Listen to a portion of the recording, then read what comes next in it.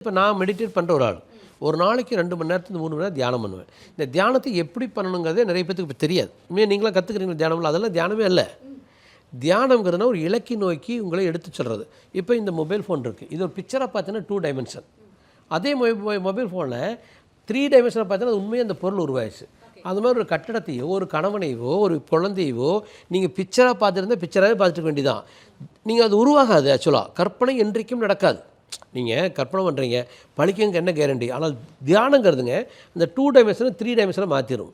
இந்த தியானத்துக்கான கடவுள் தான் போகர். நான் போகருடைய சிஷ்யன். நீங்கள் வந்து பல சித்தர்களில் போகர் தான் நம்பர் 1 சித்தர். நான் அவர் உருவாக்கணும் தானே அந்த சிலை, அந்த அந்த பஞ்சலோகத்தை உருவாக்குறது அவர் தானே ஆக்சுவலாக. அந்த நவபாசனத்தில் அது பண்ணுறாரு ஆக்சுவலி. ஸோ அவர்கிட்ட இருந்துட்டு கொஞ்சம் நேரம் தியானம் பண்ணிவிட்டு அவரோட நல்ல ஒரு வேவ்லென்த் எனக்கு எப்பொழுதுமே உண்டு ஆக்சுவலாக. ஸோ நல்லா சாமி கும்பிட்டு அது ஒரு மறக்க முடியாத அனுபவம்.